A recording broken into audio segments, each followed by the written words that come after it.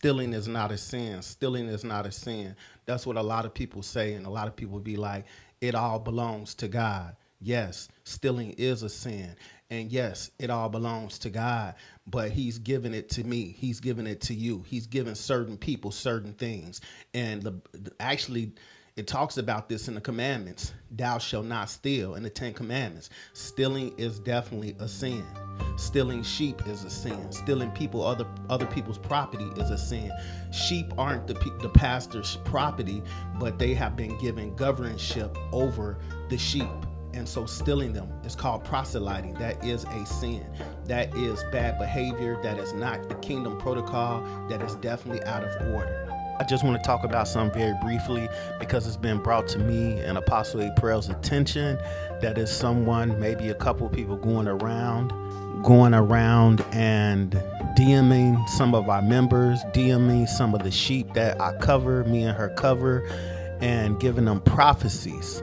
And there's nothing wrong with a prophetic word from someone else. There's nothing wrong with that, but it's a certain way that you go about that. When I was coming up, we called them parking lot prophets. Soon as the service get out, soon as the church let out, they in the parking lot, or even before the church get out, they're in the parking lot prophesying to the members of the church, which is ultimately the motive of winning people to their personal ministries.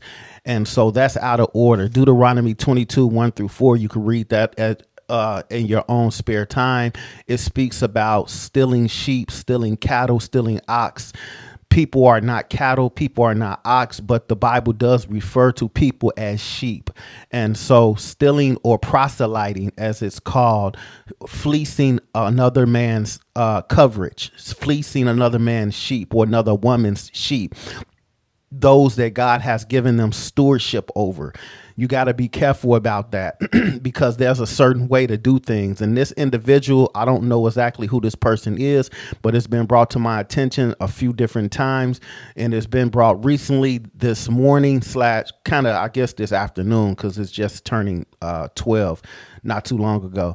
So this afternoon, from one of our spiritual daughters, about an individual who is prophesying to different ones under our covering, in our ministry, the people that we cover, and basically seeking offerings.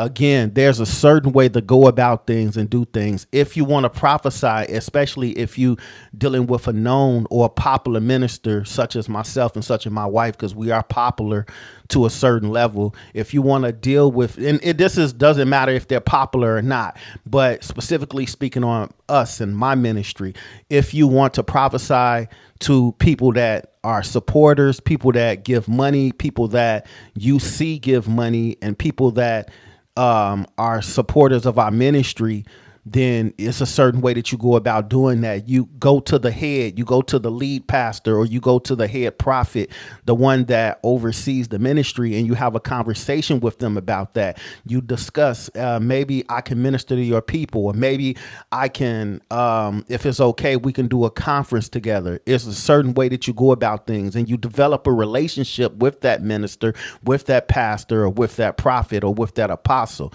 And so you don't look through the comment sections and compare the people names to those who have been giving, and that heightens your curiosity, and you begin to say, oh, because they're giving, and because I have a need, maybe I can prophesy to them. I'm not saying that's the person motive, but that's how it's coming off. It's coming off like you're looking at the screenshots of the Cash Apps, and you're looking at the screenshots of the PayPals and the Zelles, and you're looking at the money that's coming through Western Union and MoneyGram. And so you're looking at because we block out half of the name, and you're looking at the first name, and you see them like my post, or you see them comment on my post, and you compare that to those who have been giving, and you be in their DMs, you be in their inboxes, and people have been telling off on you.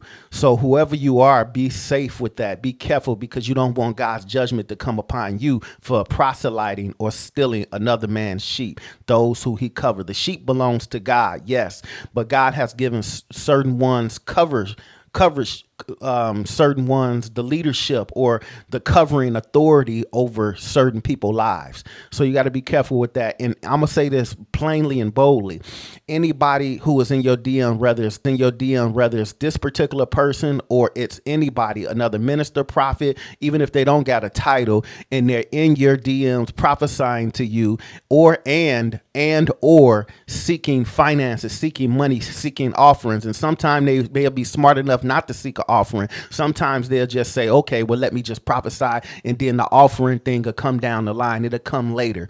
But first they'll be smart and say, well, I can't just outright say that I want an offering, I want money from these people, because they'll probably be turned off and they'll turn their back and close the door to me. So I'm not going to start off with seeking an offering. I'm going to start off with a prophecy, a word. And so you got to be careful with that. If anybody's doing that, be a tattletale. Run and tell me or my wife or any of the people that are under the ministry covering, so that they can tell us. Run and tell us. Let us know, so that we can address it like I'm addressing this right now today. So be careful with that.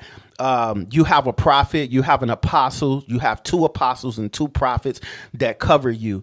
If you need a word, we're more than happy to give you a word. You don't have to seek a word outside of the ministry. Again, it's okay to get words from other sources outside of the ministry, but the safest place is to the apostles that's been covering you for years, the ones that have been with you, standing with you, fighting through your battles, praying for your loved ones, praying you through sickness, the ones who have been there for you, not some fly-by-night person who wants to give you an accurate word when you already have prophets and apostles that can see like crazy, like eagles. They can see into your life and they can see what's coming to your life. If you want a word, just seek the apostles that have been covering you. Again, there's nothing wrong with getting words outside, but there's a proper protocol and a way that you go about that. So I just wanted to address this today and say, be safe out there, KCI. Be safe out there, Kingdom Centers International. Be safe out there, you guys. And just run and be a tattletale. Run and let us know. And also reject those people that do it. If they're not doing it, you ask them, have you spoke to my leader? Have you spoke to my apostle or prophet? And if they have not, and they're in your DM and they don't know us, well, they need to get to know us. And if they have not and they're in your DM, that's a big red flag. Watch out for the red flags and just be safe, you guys. Love you. This is coming from my heart. It's coming from a sincere place. This is coming from a genuine place. And my wife as well, she gives her support on this video, her support on this message. She already talked to one daughter about this, and she's willing to talk to anyone else of you guys who may have concerns dealing with what is transpiring. This is your prophet. This is your Apostle Andrew. In the comment section below, say, I will not be fooled by wolves in sheep clothing. This is your Prophet Smith. Share this across multiple platforms. Tag at least 7 other people that you think need to hear this. I'll talk to you guys later. God bless. Aye.